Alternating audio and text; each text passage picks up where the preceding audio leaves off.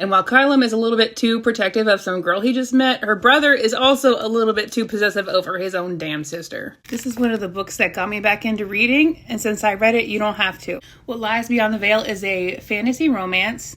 The main character is Estrella. She lives with her disabled mother and her very protective brother in the village of Mistfell. Mistfell is a village that happens to be right smack next to this mystical veil that separates the human realm from the Fae realm. The whole town is pretty much this religious cult. They all follow the orders of the local minister of the cult. They're under the impression that they have to do these rituals every year where they sacrifice one of the members of the village to the veil by them in front of a whole group of people. For some reason, they believe that this keeps the veil intact, even though they have no evidence to support that theory. There's all these local myths and legends about the Fae that live on the other side of the veil, but most of them have not been confirmed. What they do know is that if you get close enough to the veil to actually touch it, your whole body will wither and you'll pass away. Unfortunately, Estrella's father was one of the sacrifices to the veil when she was younger, and she has been spending special times with the leader of their cult in exchange for her mom getting special treatment to care for her disability. It's disgusting. One night in particular, Estrella sneaks out for the special times with the cult leader. He propositions her with becoming his future wife, even though he's already married. He has plans for his current wife's demise. Estrella rejects him, and consequently, he decides that she's going to be the next sacrifice to the veil because of fragile masculinity and all that. Even in fantasy, we can't get away from it. So the time comes for the ceremony where Estrella is inevitably chosen to be sacrificed to the veil. But right before her scorned former groomer can do the deed, the entire veil comes crashing down, causing pandemonium across the whole crowd. Everyone's screaming, crying, throwing up.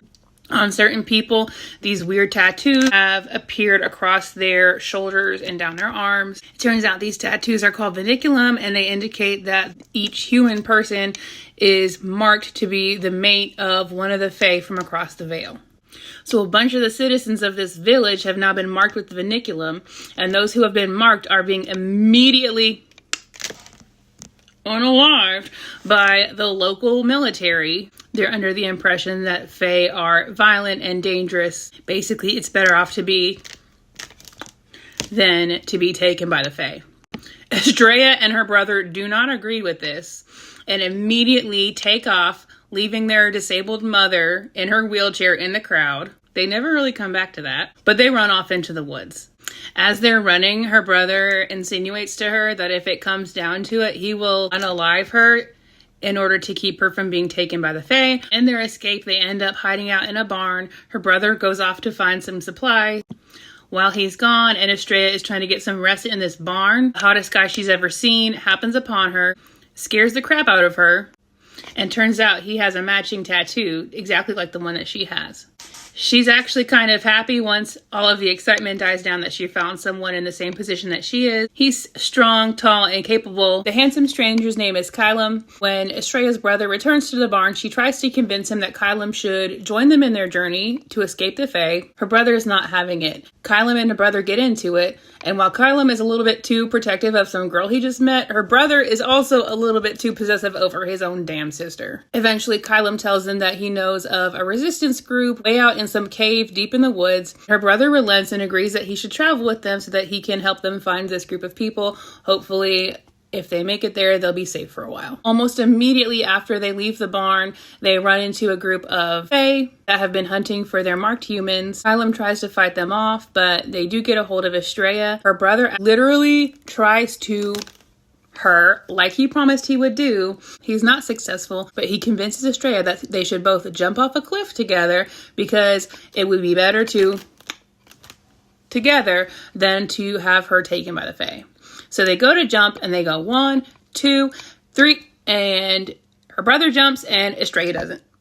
So he falls to his demise, and Estrella is stuck back up on top of the cliff, about to be taken by the Fae. Kylam, to the rescue, is able to fight the Fae off. Good riddance to her brother, honestly. So they spend a long time on their journey trying to find this resistance group. They're bonding, having good cuddly times. At one point, they find this old cave that has a bunch of on the walls, like fairy porn, which I guess is appropriate for a fairy porn book. They do find the resistance group, and once again, Kylam is super possessive over some girl that he just met, but she forgives it because he's super hot. This group is an entire underground hidden society. They tell her when she gets there that she has the choice to either become an S-worker or to work in their underground library, translating a bunch of older books into the language that they all speak. She chooses to work in the library. While she's translating these books, she reads a lot about the God of the Dead and a lot of the old stories of the Fae. She notes that the artwork of the God of the Dead shows a stark resemblance to Kylam, but she does not read into it. She also notices that the symbolism of the God of the Dead is almost identical to what the vinculum that she currently has on her body, which is consequently identical to Kylam's. She also does not read into it. Some of the leaders in the resistance hear about a group of marked humans in one of the nearby cities. They decide to put together a group of people to go find them. Estrella convinces Kylam to let her go with them to go find this group of people. But before they do that, they have a bunch of in this big communal pool in front of a bunch of people.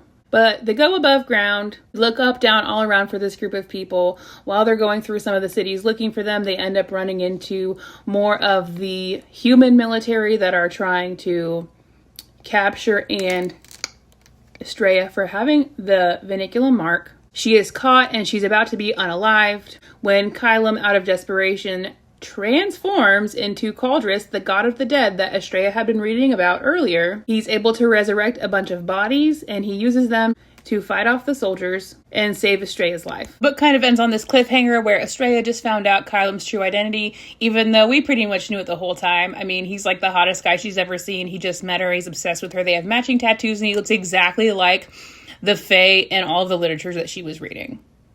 Better than getting stuck with her brother or that weird youth pastor, cult leader from before. Not everything you read has to be perfect or serious or the best work of art that you've ever read. It was fun. And if you've read the book, drop a comment. I want to know what you thought. If you like listening to plot summaries and recaps instead of having to go read the whole book, you should check out my podcast called Read It and Screech, where I give my sister the cliff notes and the cringiest quotes, and we go screeching all the way. You can follow for more.